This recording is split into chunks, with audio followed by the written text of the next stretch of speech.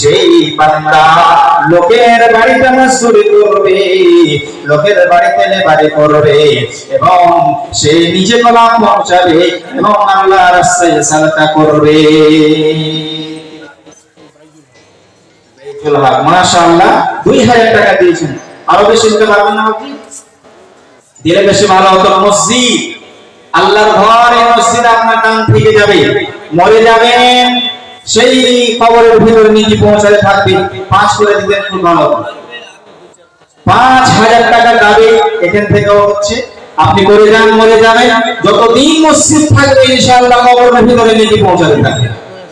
3000 আর 3000 মাশাআল্লাহ। নামটা কি আপনার নাম? স্যার মাশাআল্লাহ, জাযাকাল্লাহু খাইরান জাযা ওয়া হাসানান জাযা। আমার বাপজি বাইদুল হক সাহেব 5000 টাকা দান করেছেন, জাযাকাল্লাহু খাইরান জাযা ওয়া হাসানান জাযা। আল্লাহ গো, তোমার একজন বান্দা বাইদুল হক সাহেব 5000 টাকা তোমার মসজিদ বানাবার জন্য দান করে দিয়েছে। মালিক জানি না বান্দা কি আশাতে কি নিয়ে দান করেছে, দানের বিনিময়ে আল্লাহ তুমি তার আশা আকাঙ্ক্ষাকে পূর্ণ করে দাও। আল্লাহ গো, বান্দাকে সুখ দাও, শান্তি দাও। আল্লাহ তুমি এই দানকে তার জন্য জাখিরে আখিরাত বানিয়ে দাও। আমিন ও আমিন, খোদা আমিন ও আমিন। মোদের দোয়া কবুল করো রব্বুল আলামিন, আমিন সুম্মা আমিন। কি নাম আপনার? আব্দুল কাইয়ুম সাহেব মাশাআল্লাহ 1000 টাকা দান করেছেন, জাযাকাল্লাহু খাইরান জাযা ওয়া হাসানান জাযা। আব্দুল কাইয়ুম, আল্লাহ তোমার একজন বান্দা 1000 টাকা তোমার মসজিদ বানাবার জন্য দিয়েছে। আল্লাহ তোমার নবী তো বলেছে, যে বান্দা পৃথিবীতে মসজিদ বানাবে আমি তার জন্য জান্নাতে একখানা ঘর বানাবো। আল্লাহ গো, এই যে তোমার বান্দা বাইদুল হক সাহেব এবং আরেকজন বান্দা, আল্লাহ তুমি দুজনের জন্য জান্নাতে একখানা ঘর বানিয়ে দাও, পৃথিবীতে সুখ শান্তি দাও। আল্লাহ গো, যার তার বাড়িতে যদি কোনো অসুখ বিসুখ থাকে তার বিনিময়ে আল্লাহ তুমি অসুখ বিসুখ দূর করে দাও। কিনা জিয়াউল হক সাহেব 500 টাকা দান করেছেন মাশাআল্লাহ। আপনার নাম? আতাউদ্দিন সাহেব 500 টাকা দান করেছেন মাশাআল্লাহ। জাযাকুমুল্লাহু খাইরান জাযা ওয়া হাসানান জাযা। বারাকাল্লাহু, আল্লাহুম্মা সাল্লি আলাইহি, আল্লাহুম্মা বারিক আলাইহি। আল্লাহ গো, এই যে জওয়ান যুবকেরা 500 করে আল্লাহ তোমার দরবারে হাজির করেছে, তাদের বিনিময়ে আল্লাহ তুমি তাদের আশা আকাঙ্ক্ষাকে পূর্ণ করে দাও। দানকে আল্লাহ তুমি সাদরে গ্রহণ করে নাও। ভাইরা আমার, আমি আপনাদেরকে বলি মাশাআল্লাহ মতিউর রহমান কুয়া থেকে 1000 টাকা, আর আব্দুল আলী সাহেব 1000 টাকা দান করেছেন মাশাআল্লাহ। এই যে আমি দেখতে পাচ্ছি, জাযাকুমুল্লাহু খাইরান জাযা ওয়া হাসানান জাযা। ওয়া তাকাব্বাল মিন্না ইন্নাকা আনতাস সামিউল আলিম ওয়া তুব আলাইনা ইন্নাকা আনতাত তাওয়াবুর রহিম। আল্লাহ গো, তোমার বান্দা এবং বান্দীরা কেউ তো 1000 টাকা, কেউ তো 500 টাকা তোমার দরবারে মসজিদ বানাবার জন্য হাজির করেছে। আল্লাহ তুমি এদের দানকে সাদরে গ্রহণ করে নাও, সুখ দাও, শান্তি দাও। আল্লাহ গো, এদেরকে ঈমানের উপরে টিকে থাকার তৌফিক দান করো। আল্লাহ বান্দাদেরকে ইবাদত করার তৌফিক দান করো। আল্লাহ বান্দাদের গুনাহ খাতা maaf করে দাও। আমিন আমিন, খোদা আমিন আমিন। মোদের দোয়া কবুল করো রব্বুল আলামিন, আমিন সুম্মা আমিন। যেহেতু মসজিদের কাজ ওপরে মনে হয় ছাদ ঢালাই হবে, তাই আমি আপনাদের কাছে যতটি মানুষ এখানে বসে আছেন, যেমন হাদিসের ভিতরে শুনলেন নবী কি বললেন, ইয়ামালু ফি বাইতিন নাস ফায়ানফাউ নাফসাহু ওয়া ইয়াতাসাদ্দাক বিহি। টাকা নেই মানুষের কাছে, মানুষের বাড়িতে মজদুরি করবে, সেখান থেকে টাকা কামানোর পরে সে নিজের উপরে খরচ করবে, আল্লাহর রাস্তায় দান করবে। তাহলে এর থেকে বুঝতে পারা হলো গরিব হলেও আল্লাহর রাস্তায় দান করতে হবে। বরং আজকে যদি আপনি দান করেন, এমনি জায়গাতে দান করবেন ঠিক আছে, কিন্তু আজকে যদি দান করেন, জানেন কি হবে, কি দান লাভ পাবেন জানেন? আজকে যদি দান করেন, এই বিনিময়ে আল্লাহ পাক রব্বুল আলামিন আপনার জন্য জান্নাতে একখানা ঘর বানাবেন। পৃথিবীতে আমরা একটা ঘর বানাতে যাই কত টাকা খরচ হয় জানেন? জবাব দিতে হবে। কোনো বাহানা চলবে না, কোনো বাহানা চলবে না। অনেক বয়স্ক বাপজি আছে আমার, তাদেরকে যখন বলি যে কম করে সূরা ফাতিহা কিংবা তার সাথে সাথে অন্য একটি সূরা ভালোভাবে কোনো মৌলভী সাহেবের কাছে গিয়ে আপনি শুধরে নেবেন, নচেত নামাজ হবে না। তারা বলে বয়স্ক হয়েছি, বুড়া হয়ে গেছি, আর আমাদের দ্বারা শিখা যাবে না, শিখতে পারবো না। আল্লাহ এটাকে মানবে না। তালাবুল ইলমি ফরিদাতুন আলা কুল্লি মুসলিমিন। মুসলমান যখন হতে পেরেছেন তখন আপনাকে এতটা জ্ঞান অর্জন করতেই হবে যে জ্ঞানের দ্বারা আপনি আল্লাহর ইবাদত ভালোভাবে করতে পারবেন, নচেত আপনি মুসলমান হতে পারবেন না, মুমিন হতে পারবেন না। আশ্চর্য লাগে, আমি আমার গ্রামের কথা বলছি, যে একটা ছেলে সে বিয়ে করার জন্য তার বাবাকে বলছে আমার বিয়ে দিয়ে দাও, নচেত আমি কাউকে নিয়ে পালিয়ে যাব। এই অবস্থা হয়েছে আমাদের সমাজের পরিস্থিতি। কিন্তু আমি সে ছেলেটাকে বলছি যে তুমি কি কলেমাটা জানো? বিয়ে তো করবে, তোমার শ্বশুরেরা তোমাকে দেখতে আসবে, কলেমা জানো? সে বলছে না কাকা, কলেমা আমি জানি না। তাহলে সে মুসলমান কি করে হলো? কি করে সে মুসলমান হলো? অনেক সন্তানকে, ছেলেকে আমি জিজ্ঞেস করি আমাদের মাবুদকে, আমাদের সৃষ্টিকর্তা, আমাদের খালিককে জানে না। আল্লাহ এক না এক চাইতে বেশি, আল্লাহ কোথায় আছে এই সমস্ত ছোট্ট ছোট্ট জ্ঞান আমাদের সন্তানেরা জানে না।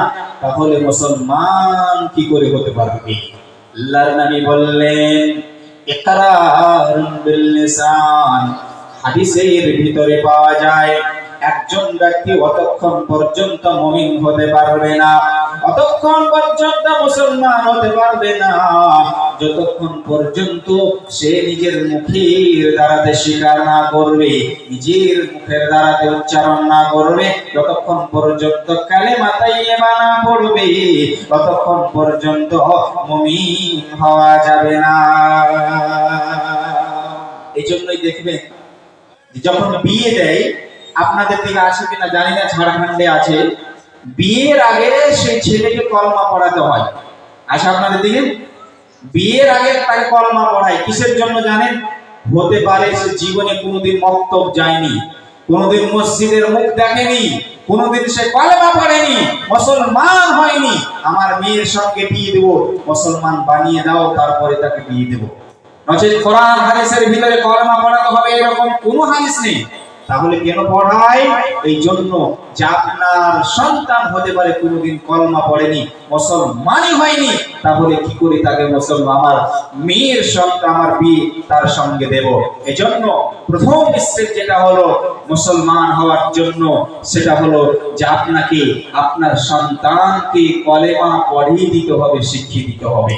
আজকে আমাদের সন্তান যখন ছোট থেকে বড় হয়, তখন আমরা তাদেরকে গান দিতে শেখাই, তাদেরকে আমরা গান বলতে শেখাই, আমরা তাদেরকে আরো অন্য কথা বলতে শেখাই, কিন্তু কলমা আমরা শেখানোর না। বড় হয়ে গেল, বিয়ের বয়স হয়ে গেছে, বালিগ হয়ে গেছে, নামাজ পড়তে হবে, ইবাদত করতে হবে, তারপরেও সে কলেমা পড়েনি, মুসলমান কি করে হবে? আল্লাহ বলেছেন বান্দারে, পৃথিবীতে যদি সুখের জীবন চাও, আপনি যদি চান আপনার সন্তান পৃথিবীতে সুখ শান্তির সাথে জীবন যাপন করো, তাহলে আপনার সন্তানকে মুমিন বানাতে হবে, নচেত সুখ শান্তি পাওয়া যাবে না, মুমিন হতে পারা যাবে না। প্রথম স্টেপ হলো যে আমাদেরকে মুখের দ্বারাতে উচ্চারণ করতে হবে। সবাই বলেছেন তো, একবার বলেন আমার সাথে, আশহাদু আল্লা ইলাহা ইল্লাল্লাহু ওয়া আশহাদু আন্না মুহাম্মাদান আবদুহু ওয়া রাসূলুহু। এটা এমন একটি কলেমা, যে কলেমা পড়ে এখন আপনারা দেখবেন যে হিন্দুদেরকে মুসলমান বানানো হয়। দ্বিতীয় কাজ, যে কাজটা করলে আপনি মুমিন হতে পারবেন, সেটা হলো তাসদীকুল বিল জিনান। শুধু আমরা মুখে কলেমাটা পড়ে নিলাম, এটা যথেষ্ট নয়। মুমিন হওয়ার জন্য নিজের অন্তরে বিশ্বাস করতে হবে, নিজের হৃদয়ে, নিজের মনে তার উপরে বিশ্বাস স্থাপন করতে হবে, মেনে নিতে হবে। এই কলেমাটাকে মেনে নিতে হবে এবং এই কলেমার উপরে আপনাকে বিশ্বাস করতে হবে। কেমন করে বিশ্বাস করবেন? জি ভাই, কেমন করে বিশ্বাস করবেন? আপনি বলবেন কলেমা পড়ে নিয়েছি, মাওলানা আমি মুফতি সাহেব হয়ে গেছি, না আমি মুমিন হয়ে গেছি, মুসলমান হয়ে গেছি। হাদিসের ভিতরে পাওয়া যায় কলেমা পড়ে নিলে মুমিন হওয়া যায় না, মুসলমান হওয়া যায় না। দ্বিতীয় কাজ যেটা আপনাকে মুমিন হওয়ার জন্য করতে হবে, সেটা হলো তাসদীকুল বিল জিনান। সুবহানাল্লাহ। আপনি যদি মনে করেন কলেমা আমি পড়ে নিলাম, মুসলমান হয়ে গেলাম, মুমিন হয়ে গেলাম, জান্নাত চলে যাব, জাহান্নাম থেকে বেঁচে যাব। না না না, মুমিন হওয়ার জন্য দ্বিতীয় কাজ যেটা করতে হবে সেটা অন্তর থেকে বিশ্বাস করতে হবে, নিজের হৃদয়ে বিশ্বাস করতে হবে। এটা তখনই হবে যখন আপনি সেই কালেমার মানে বুঝতে পারবেন। যদি আপনি অন্তর থেকে বিশ্বাস না করেন, কালেমা আপনি মুখের দ্বারা উচ্চারণ করলেন, পড়ে নিলেন, কিন্তু সেই কালেমার উপরে বিশ্বাস না করলে মুমিন হতে পারা যাবে না, মুসলমান হতে পারা যাবে না। কেন বলি? যে মক্কার কাফেরেরা, মুনাফিকিরা, তারা কি করেছিল? তারাও কালেমা পড়েছিল। আল্লাহর নবীর সামনে এসে একবার নয়, দুইবার নয়, কতবার কালেমা পড়লেন, কিন্তু আল্লাহ পাক রব্বুল আলামিন সেই মুনাফিকদের ঈমানকে গ্রহণ করলেন না, বরং আল্লাহ তাদেরকে কালেমা পড়ার পরেও তাদেরকে জাহান্নামী বললেন। আল্লাহ বললেন, ইন্নাল মুনাফিকিনা ফিল দারকিল আসফালি মিনান নার, মুনাফিক যারা হবে রে, তাদের ঠিকানা জাহান্নামের সবচেয়ে নিম্ন স্তরে হবে। কালেমা তারা পড়লো, কিন্তু অন্তর থেকে বিশ্বাস করলো না। এই জন্য আল্লাহ তাদেরকে মুমিন বলেনি। এর মানে হলো অন্তর থেকে বিশ্বাস করতে হবে। আর অন্তর থেকে বিশ্বাস কখন করবেন? যখন তার মানে জানবেন, তার মানে বুঝবেন। মানে কখন বুঝবেন? যখন মক্তবে যাবেন, যখন মাদ্রাসাতে যাবেন, মাওলানা সাহেবের কাছে বসবেন, বসার পরে বলবেন এই কালেমার মানেটা কি মাওলানা সাহেব আমাকে বুঝিয়ে দেন। তারপরে যতক্ষণ পর্যন্ত নিজের হৃদয়ে, নিজের মনে আপনি বিশ্বাস না করবেন, মুমিন হওয়া যাবে না, মুসলমান হওয়া যাবে না। কি এর মানে? আশহাদু আল্লা ইলাহা ইল্লাল্লাহ ওয়া আশহাদু আন্না মুহাম্মাদার রাসূলুল্লাহ, আমি সাক্ষ্য দিচ্ছি যে আল্লাহ ছাড়া, আল্লাহ ব্যতীত পৃথিবীতে আর কোন উপাস্য নেই, কোন মাবুদ নেই যার ইবাদত করা যাবে, যার উপাসনা করা যাবে। এবং আমি সাক্ষ্য দিচ্ছি মুহাম্মদ সাল্লাল্লাহু আলাইহি ওয়াসাল্লাম হচ্ছেন আল্লাহর রাসূল এবং তার বান্দা। এটা হচ্ছে তার মানে। হৃদয় থেকে মেনে নিতে হবে, বিশ্বাস করতে হবে, মন থেকে মেনে নিতে হবে যে এক আল্লাহরই ইবাদত করা চলবে, অন্য কারো ইবাদত করা চলবে না। শুধু মুখে বললেন কালেমা, কালেমা আপনি পড়ে নিলেন, কিন্তু মন থেকে আপনি তার উপর বিশ্বাস করলেন না, নিজের অন্তর থেকে বিশ্বাস করলেন না। আল্লাহ বলছেন, বান্দারে, মুমিন হওয়া যাবে না যতক্ষণ পর্যন্ত কালেমা পড়ার সাথে সাথে তুমি তার উপরে বিশ্বাস না করবে। বিশ্বাস করা মানে হলো আপনাকে মেনে নিতে হবে পৃথিবীর ভিতরে আল্লাহ ব্যতীত, আল্লাহ ছাড়া অন্য কারো ইবাদত করা চলবে না, অন্য কারো পূজা করা চলবে না, অন্য কারো উপাসনা করা চলবে না। যতক্ষণ পর্যন্ত আপনি নিজের হৃদয় থেকে, নিজের মন থেকে এই কথাকে না মেনে নেবেন, মুমিন হওয়া যাবে না, মুসলমান হওয়া যাবে না।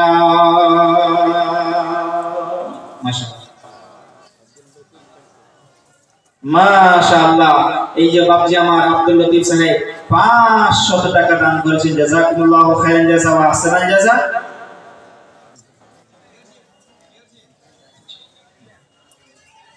মাশাআল্লাহ। এই বাপজি আমার সর্বপ্রথম এই মজলিসে জালসাতে এসে 500 টাকা দান করেছেন, জাযাকুমুল্লাহু খাইরান জাযা ওয়া আহসানান জাযা। আল্লাহ গো, তুমি এই বান্দার দানকে সাদরে গ্রহণ করে নাও। আল্লাহ তুমি বান্দাকে সুখ শান্তি দাও, কোন আপদ বিপদে যদি পড়ে থাকে আল্লাহ তুমি তার সে আপদ বিপদ থেকে উদ্ধার করো। আল্লাহ গো, তুমি বান্দাকে আন্দার গুনাহ খাতাকে মাফ করে দাও, আমিন। মোহাম্মদ সেকান্দার সাহেব 500 টাকা দান করেছেন, মাশাআল্লাহ, জাযাকুমুল্লাহু খাইরান জাযা ওয়া আহসানান জাযা। ভাইজান আমার বসেন, ইনশাআল্লাহ। আমাকে বলা হয়েছে বক্তব্য দিয়া দেওয়ার পরে এই যে আপনাদের মসজিদ, আপনারা ভালোভাবেই জানেন মসজিদের উন্নতি কল্পে জালসা, আমি এদিকেও যাব, কিন্তু কিছুক্ষণ 10 মিনিট ধৈর্য ধারণ করেন ইনশাআল্লাহ।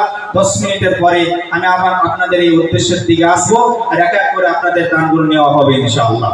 তাহলে আমি কথাগুলি বলছিলাম যে মুমিন যদি হতে চান, সুখের জীবন যদি পেতে চান, তিনটি কাজ করতে হবে। দুটি কাজ আমি বলে দিলাম, দুটি কাজ বলা হয়েছে। নিজের মন থেকে, হৃদয় থেকে বিশ্বাস করতে হবে। খাস করে আমি যুবক ভাইদেরকে বলবো, যারা ফেসবুক, ইউটিউব, ইনস্টাগ্রাম চালায়, তাদেরকে বলবো যে আপনি জানতে বা জানতে না জানতে আপনি আপনার নিজের ঈমানকে নষ্ট করে দিচ্ছেন, বরবাদ করে দিচ্ছেন। কেমন করে জানেন? এই যে আমাদের দশহরা পূজা গেল, এই যে দীপাবলি গেল, এই যে ছট পূজা গেল, আমাদের যুবকেরা, যুবক নওজওয়ান যারা নিজেকে মুসলমান বলে, যারা নিজেকে মুমিন বলে, তারা কি করছে জানেন? সেই মোবাইলে তাদেরকে তাদের পূজাতে শুভকামনা দিচ্ছে, হ্যাপি দিওয়ালি, হ্যাপি দশহরা, আর এই সমস্ত জিনিসগুলো বলে বলে তাদের সঙ্গে তাদের পূজাতে অংশগ্রহণ করছে, তাদেরকে শুভকামনা দিচ্ছে। ভাইজান আমার যুবক ভাইরা শুনে নিন, যখন আপনি গায়ের মুসলিমকে, অন্যদেরকে, কাফেরদেরকে তাদের পূজাতে শুভকামনা দিলেন, তাদের পূজাতে যখন আপনি অংশগ্রহণ করলেন, এর মানে হলো পৃথিবীতে আল্লাহ ছাড়া অন্য কারো পূজা করা চলবে, অন্য কারো ইবাদত করা চলবে। এর মানে আপনি আপনার কলেমাকে নষ্ট করলেন, আপনার ঈমানকে নষ্ট করলেন। সতর্ক হয়ে যান, সাবধান হয়ে যান। যদি মুমিন হতে চান, তাহলে সমস্ত পূজাতে অংশগ্রহণ করা এবং তাদেরকে শুভকামনা দেওয়া, এই সমস্ত কাজ থেকে বাঁচতে হবে। ঈমান পরিপূর্ণ হবে না, ঈমান পরিপূর্ণ হবে না, মুমিন হওয়া যাবে না। যতক্ষণ পর্যন্ত মুমিন না হবেন, আল্লাহ বলছেন যদি পৃথিবীতে সুখ শান্তি চাও, পৃথিবীতে যদি আনন্দময় জীবন চাও, তাহলে মুমিন হতে হবে। সংক্ষেপে বলি, তৃতীয় কাজ যেটা করতে হবে সেটা হলো আমালুন বিল জাওয়ারিহ, নিজের অঙ্গে প্রত্যঙ্গের দ্বারাতে আমল করে দেখিয়ে দিতে হবে। ভাইজান আমরা যখন সমাজে বলি, লোকদেরকে যখন আমরা আমল করতে বলি, ভাই আপনি মুসলমান মুমিন, তাহলে ইবাদত করছেন না, ইবাদতের ময়দানে কেন পিছিয়ে আছেন? বলছে মৌলভী সাহেব, ঈমান আমার মজবুত আছে, খুব মজবুত ঈমান আমার, ফির নামাজটাই পড়তে পারি না। ভাইজান আল্লাহ পাক রব্বুল আলামিন আমাদেরকে ইবাদতের জন্য সৃষ্টি করেছেন। আল্লাহ বললেন, ওমা খালাকুল জিন্না ওয়াল ইনসা ইল্লা লিয়াবুদুন। আল্লাহ বললেন, বান্দারে আমি জিন এবং মানব জাতিকে শুধুমাত্র আমার ইবাদতের জন্য সৃষ্টি করেছি। যতক্ষণ পর্যন্ত একটা বান্দা ইবাদত না করবে, আমলের দ্বারাতে প্রমাণ না দেবে, ততক্ষণ পর্যন্ত মুমিন হওয়া যাবে না, মুমিন হতে পারবে না। ঈমান যদি পরিপূর্ণ করতে চান, তাহলে তৃতীয় কাজ যেটা করতে হবে সেটা হলো